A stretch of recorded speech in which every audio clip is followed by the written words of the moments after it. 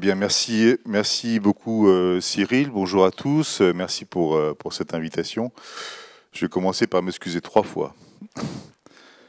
Un, je me suis réveillé très tôt et moi, même si c'est pas politiquement correct de le dire, mais je suis plutôt diesel le matin, surtout quand il commence à faire froid. Donc vous excuserez peut-être ma lenteur à me mettre en route. Deuxièmement, Anne-Marie m'a dit de faire long parce que il faut que j'attende Thibault Langsade, qui risque d'être en retard. Donc je vais essayer de délayer un peu autant que possible, mais elle m'a dit qu'on peut même prendre des questions, il faut juste qu'il y ait des réponses avec. Troisièmement, je devrais partir juste à la fin de mon intervention, non pas pour fuir Thibault Langsade, mais parce que j'ai un autre engagement derrière. Alors, pourquoi je suis là en fait D'où je parle donc officiellement, là, je suis président du Crédit Coopératif, qui est donc une banque, l'une des maisons mères du groupe BPCE, qui est très historiquement engagée dans les transitions, comme on dit aujourd'hui. On disait pas ça il y a quelques dizaines d'années, à vrai dire. Peut-être même il y a 5 ans, on disait même pas tout à fait ça. Mais une banque engagée dans l'économie sociale et solidaire parce qu'elle en procède. C'est une banque coopérative, comme son nom l'indique. Elle appartient à ses clients sociétaires et ça fait longtemps qu'elle est engagée sur l'investissement socialement responsable, l'investissement dans les territoires, aujourd'hui dans l'économie à impact, etc. Et puis j'ai été par ailleurs assureur pendant quelques temps de la santé, un peu aussi de l'assurance de biens, et d'ailleurs je suis encore parce que j'ai un mandat dans une filiale du groupe BPCE spécialisée dans l'assurance, et comme je sais qu'il y a quelqu'un de BPCE Assurance, il faut que je fasse gaffe à ce que je dis, bien évidemment. Et j'essaye avec tous ces mandats, beaucoup de mandats d'ailleurs, parce que je suis aussi président d'ESS France qui fédère toutes les familles de l'économie sociale et solidaire. Un monde assez vaste, c'est pas toujours facile de parler en leur nom à toutes.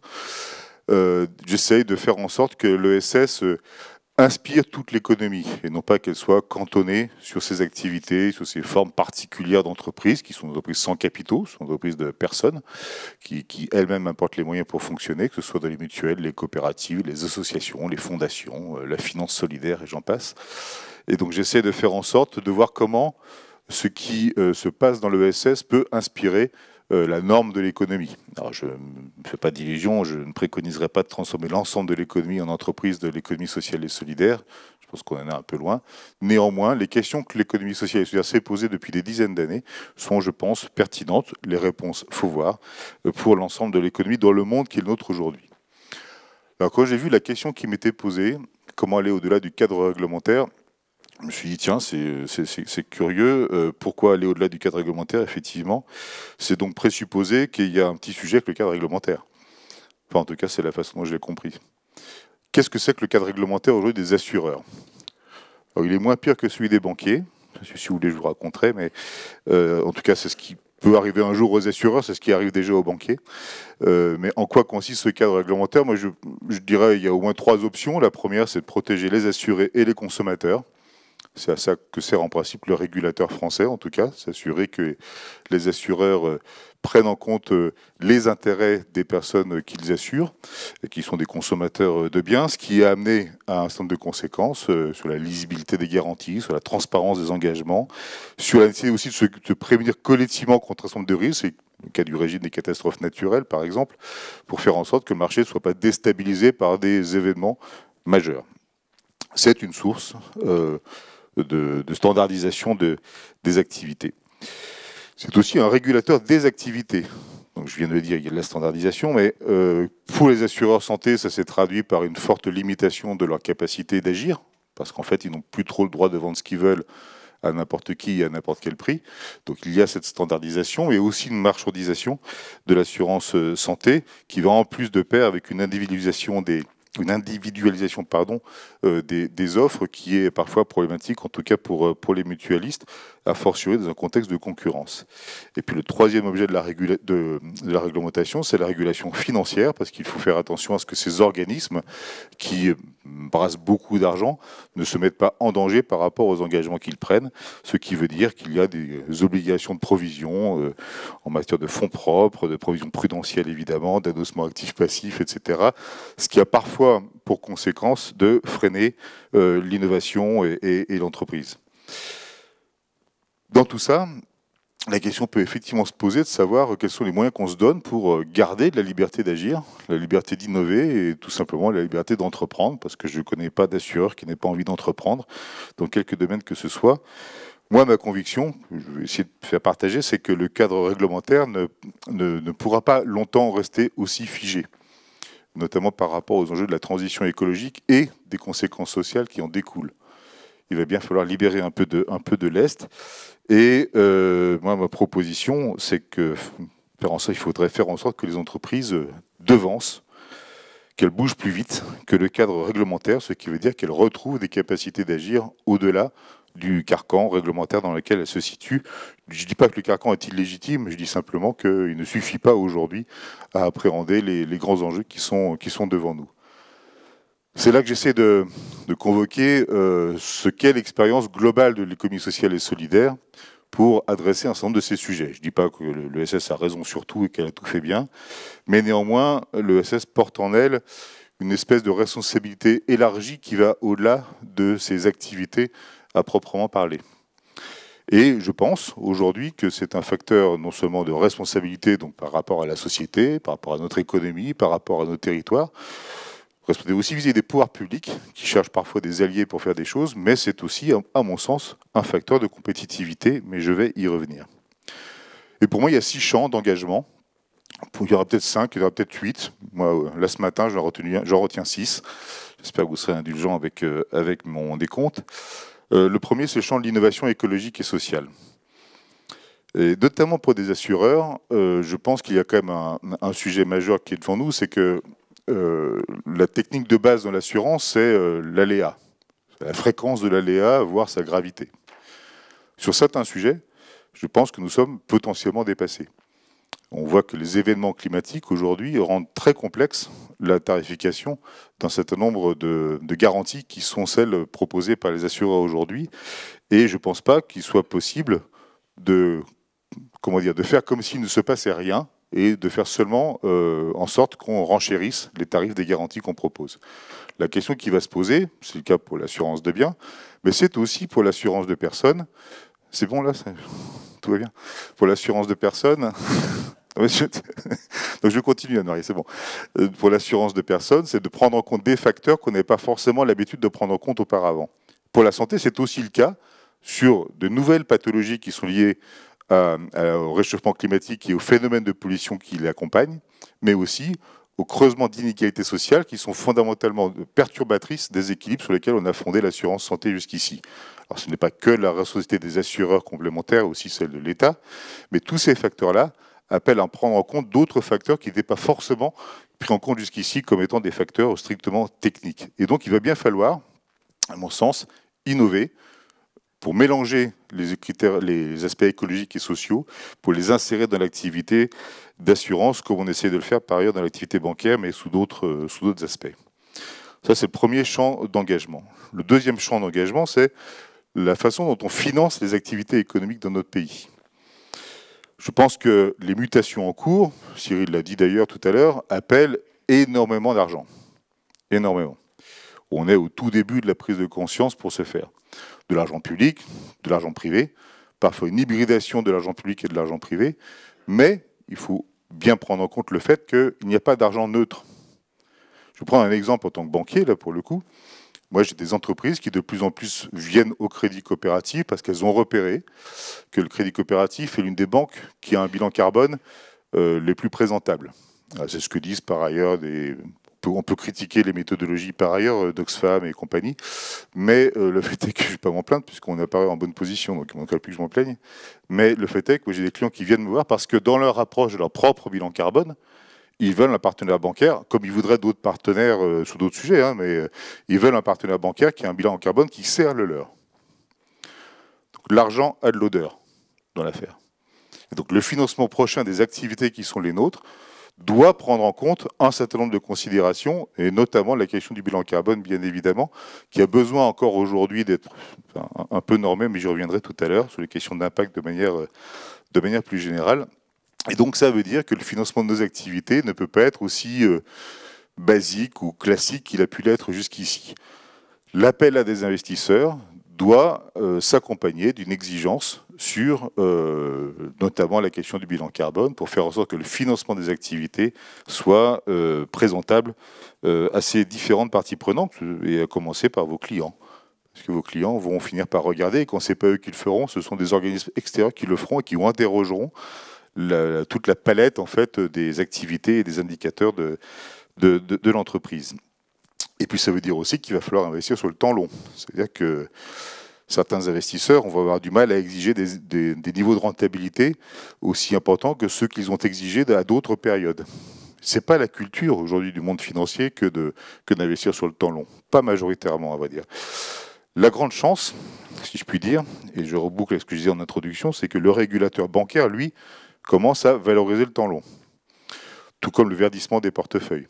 D'ailleurs, c'est assez surprenant à certains égards, mais la Banque Centrale Européenne, aujourd'hui, exerce une pression monstrueuse sur les établissements financiers pour verdir leur portefeuille, pour récupérer toute la data disponible.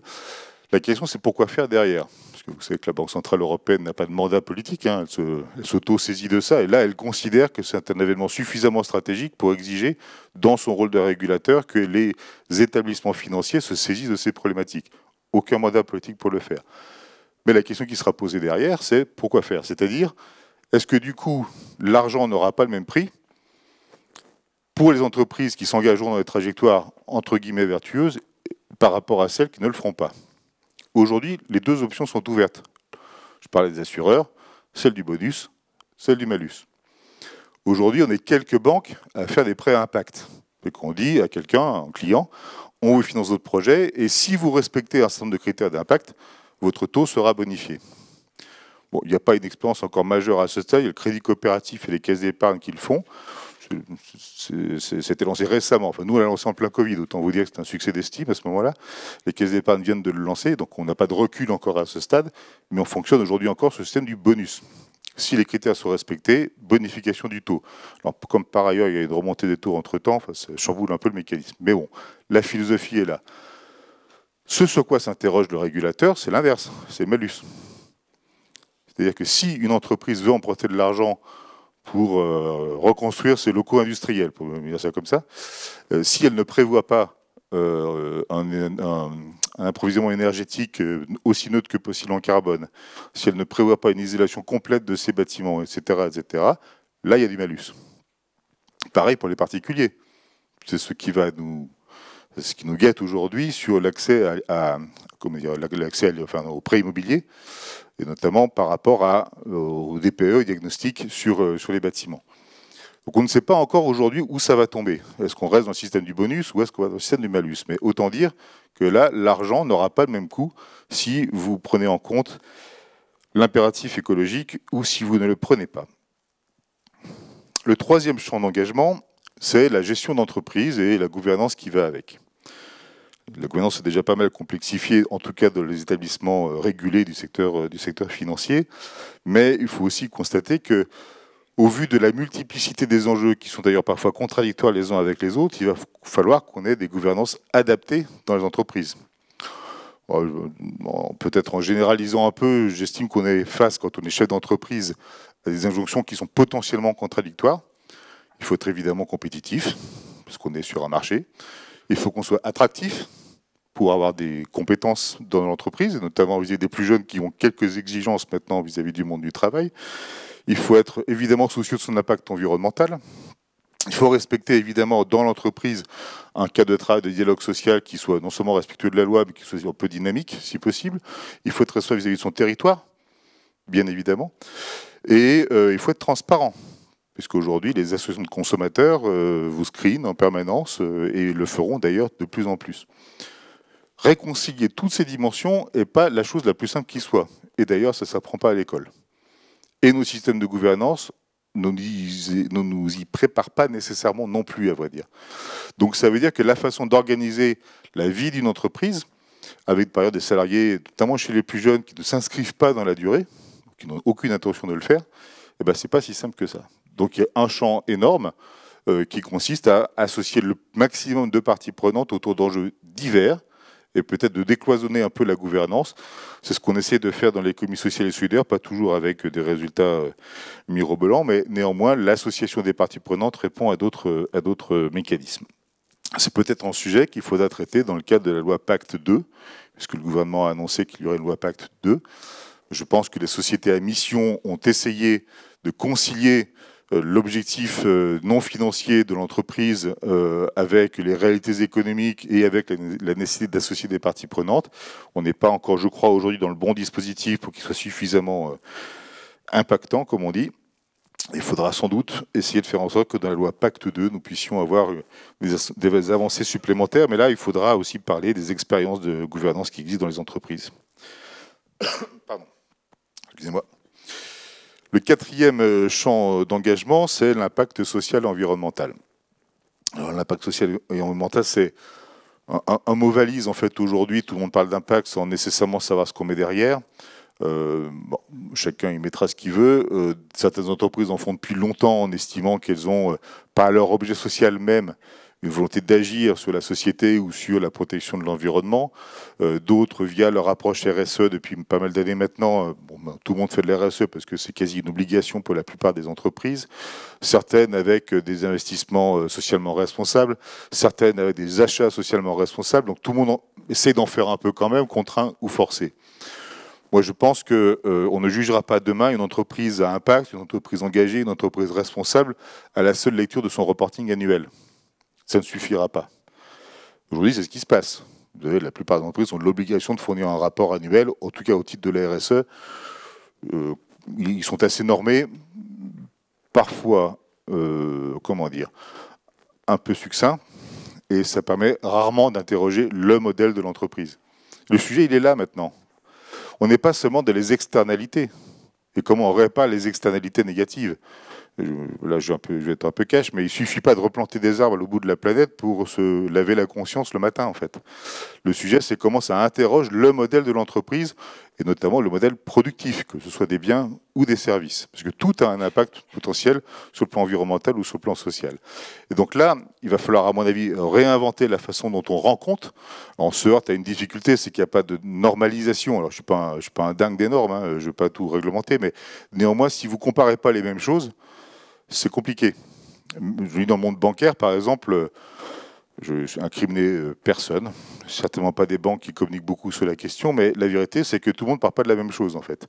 Donc il y a un moment où il faudra juste quand même qu'il y ait une normalisation, si possible européenne, je pense que ce serait quand même plus simple vu l'espace économique dans lequel on fonctionne, pour savoir exactement de quoi on parle quand on parle de RSE et quand on parle d'impact. Aujourd'hui, il y a des dizaines de méthodologies pour calculer son impact. Il y a plusieurs façons de calculer ses RSE. Et donc, il va bien falloir normaliser un peu tout ça parce que derrière, il y a une forte attente de nos concitoyens pour savoir où est-ce qu'ils mettent les pieds, où est-ce qu'ils mettent leur argent, où est-ce qu'ils consomment.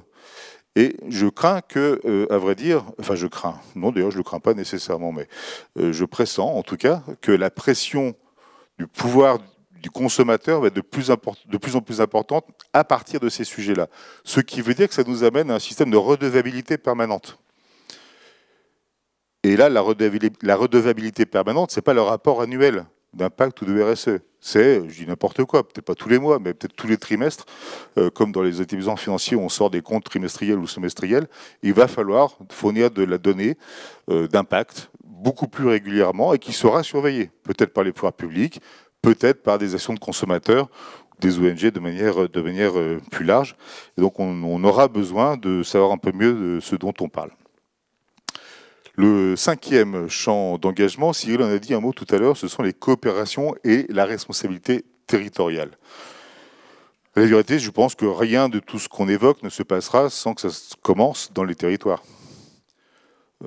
Parce qu'en fait, la recherche d'équilibre dans l'engagement qu'on a sur certains sujets vis-à-vis des collectivités locales, vis-à-vis des fournisseurs locaux, vis-à-vis des salariés qui sont ceux de nos entreprises, ils se mesurent d'abord au niveau territorial.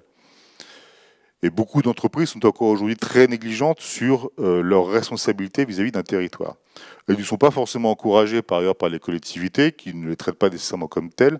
Alors comme en plus là il y a une déliaison fiscale entre les collectivités et les entreprises qui est à mon sens une erreur absolue, une suppression de la contribution sur la valeur ajoutée. Je ne parle pas de la technique en tant que telle, mais de la philosophie qu'il y a derrière. C'est que en fait l'un des rares liens qui existait encore entre une collectivité territoriale et une entreprise a été supprimé. Donc ça enlève un peu du dialogue entre acteurs au niveau territorial. Et moi je crois vraiment beaucoup à cette dimension territoriale pour traiter les sujets qui sont devant nous. Parce que ça a des conséquences sur l'emploi, évidemment, ça a des conséquences sur les mobilités, ça a des conséquences sur le tissu social d'un territoire, que de savoir comment on fait évoluer la façon dont on produit, en fait, et avec qui on le fait.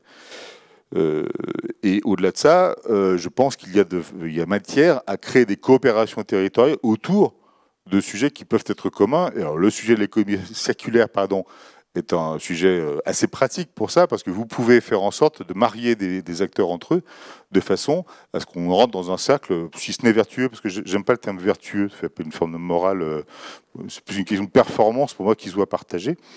Moi j'ai en tête des discussions qu'on a, Marie le sait, avec un grand groupe de distribution commerciale, sous forme coopérative, qui est né en Bretagne, pour faire en sorte que déjà, ils produisent de l'énergie. Vous savez, il y a plein de supermarchés qui ont des toits terrasses, il n'y a pas que des supermarchés d'ailleurs, hein, mais qui ont des toits terrasses qui ne servent à rien, des gigantesques parkings qui ne servent pas toujours à grand-chose non plus, à vrai dire. Bon, là, le sujet des ombrières sur les parkings est en train de devenir assez fort. Ça va être, je crois, encouragé dans le projet de loi de finances qui sort demain. Et ce sujet de la production d'énergie au niveau local, on voit bien qu'on en a besoin, et notamment de l'énergie solaire en l'occurrence. Ça se fait beaucoup en Espagne déjà. Hein. Si vous prenez un peu en Espagne, sur les aires d'autoroute, sur les supermarchés, etc., il y a beaucoup de production d'énergie solaire. Bon, certes, c'est l'Espagne, c'est pas la Bretagne. Pardon, Anne-Marie. Mais je sais qu'il fait beau plusieurs fois par jour en Bretagne, ça on l'a déjà dit, mais peut-être pas avec la même intensité qu'en Espagne. Mais au-delà de ça, en termes d'économie circulaire, vous avez plein de champs encore, notamment sur la question du recyclage. On sait qu'on a encore en France des efforts énormes à faire en matière de recyclage. Autre sujet avec les supermarchés, un truc tout con, mais quand vous allez au supermarché, enfin je crois, la plupart du temps, en tout cas c'est ce qui m'arrive à moi, vous arrivez avec vos voitures vides. Par définition, il faut de la place dans le coffre pour emmener les courses. Donc si vous arrivez avec votre voiture pleine de choses à recycler, vous rentrez déjà dans un autre système un peu plus efficace en termes d'économie circulaire, parce que vous permettez de faire en sorte qu'il y ait une boucle locale qui, un peu, d'ailleurs, embarquer d'autres types d'acteurs, notamment des acteurs de l'insertion par l'activité économique, etc. Et vous vous rendez responsable, non pas pour des raisons morales, c'est juste que vous rendez service à votre territoire, pour le coup. Peut-être même que si vous amenez des clients, c'est encore mieux si c'est ça. Le dernier champ d'engagement que je voulais évoquer, et c'est pas le plus simple, c'est le réinvestissement des résultats d'une entreprise, et donc de la valeur créée. Parce que la création de valeur a des valeurs. Pardon pour la formule un peu bizarre, mais je crois que dans le monde mutualiste, pour le coup, et dans le monde coopératif, on a réfléchi à ça par définition, puisque comme il n'y a pas à rémunérer d'actionnaires, la question de la répartition de la valeur, elle se pose différemment que dans une entreprise de capitaux. D'abord, nous, on a des obligations d'abondement des fonds propres et des réserves. Ça, c'est la loi qui nous l'impose. Dans les banques coopératives, ou dans les coopératives de manière générale d'ailleurs, au moins la moitié de ce que vous dégagez en termes de création de valeur va de toute façon dans le réinvestissement vers les réserves. Parce qu'il faut garantir la solidité sur le temps long. D'autres, dans le monde coopératif, pratiquent un système qui est la ristourne. La ristourne coopérative, c'est un truc qui est vieux comme le monde coopératif, c'est que vous récompensez les coopérateurs les plus actifs avec votre coopérative. C'est très développé dans le monde agricole. Au crédit coopératif, on est le seul à le faire dans le monde bancaire. C'est qu'on récompense les clients les plus actifs avec nous. Alors en ce moment, on ne fait pas grand-chose à ce moment parce que le contexte n'était pas terrible ces 2 dernières années, mais en termes de résultats, mais on dégage une partie des résultats pour le retourner à nos clients les plus actifs. C'est ceux qui contribuent au cycle économique de l'entreprise. Dans mon mutualiste, certains se sont lancés, mais peut-être que Catherine Touvray en parlera après moi. Elle vient, hein, Catherine, je crois, oui. Sur le dividende mutualiste. Non, parce qu'il ne faut pas que je meuble en plus pour Catherine, c'est bon. Non. Non, j'imagine bien, mais mes propos ne sont pas nécessairement consensuels. En tout cas, la capacité à redistribuer, à mon avis, doit faire sens parce que, encore une fois, les efforts à faire sont considérables et doivent être faits sur une longue durée. Donc la question est quand même de savoir comment on embarque toutes les parties prenantes, y compris, nous, je le dis pour le monde de l'économie sociale, parce que notre financement, il vient de nos coopérateurs et de nos mutualistes. C'est eux qui apportent le capital, personne d'autre. Donc il y a bien un moment où vous devez leur retourner une partie de la valeur que vous créez pour répondre à ces nouveaux enjeux. Et donc, il faut trouver des mécanismes pour le faire. C'est pas simple dans le monde de l'assurance mutualiste parce que ça emporte une forme de potentiel d'individualisation du résultat vers les adhérents et non pas garder ça dans un pot commun. Mais je pense que c'est difficilement aujourd'hui évitable que de expliquer très concrètement en quoi le modèle apporte quelque chose d'individuel. Voilà, voilà. Et puis, j'ai fini avec mes 6 sujets, mes 6 champs d'engagement. J'espère que sur ces 6 champs, nous pouvons faire en sorte de nous embarquer collectivement, individuellement, en fonction des secteurs d'activité dans lesquels nous sommes, en fonction du fait que nous sommes dans le monde de l'économie sociale pour ce qui nous concerne, mais également dans d'autres domaines. Je ne dis pas qu'il faut tout traiter en même temps, qu'il est possible de tout faire. Voilà. Mais néanmoins, je pense qu'on a besoin de boîte à outils pour faire en sorte que la capacité d'agir aille bien au-delà de ce que le champ réglementaire nous prescrit ou pas de faire, ou même que les pouvoirs publics nous disent de faire ou pas. Il n'y aura rien de pire, j'en finirai par là, que par rapport aux grands enjeux dont on nous parle maintenant tous les jours, et c'est tant mieux, parce qu'à vrai dire, il y a quelques années, on n'en parlait pas du tout. Donc là, on nous en parle beaucoup. On voit bien que le sujet de la transition écologique, le réchauffement climatique sont aujourd'hui présents dans nos vies. Je crois que tout le monde a pu le constater. Un tel a dit que c'était la fin du temps de l'insouciance, ce qui est sans doute pas complètement faux. Mais néanmoins, entre la prise de conscience et les actes, il y a encore un gouffre assez béant. Donc il faut qu'on arrive à implémenter ça dans nos vies, dans notre vie quotidienne, de tout point de vue, en tant que citoyen, bien sûr, mais aussi en tant que personnes qui agissent dans le monde économique, dans le cadre de l'entreprise. Et il faut qu'on retrouve de la liberté pour faire. Je pense que c'est fondamental parce que sans liberté pour agir, il n'y aura pas de force de conviction et d'entraînement derrière. Et donc c'est la force des modèles que moi je connais le mieux. Ce n'est pas les seuls modèles qui sont viables, mais il faut que dans le monde économique, dans le monde de l'entreprise, on puisse retrouver cette capacité à faire avec capacité à s'ouvrir sur d'autres façons de raisonner et aller vers d'autres parties prenantes que celles avec lesquelles on travaille d'habitude et exiger d'agir sur le temps long si possible. Voilà, je vous remercie.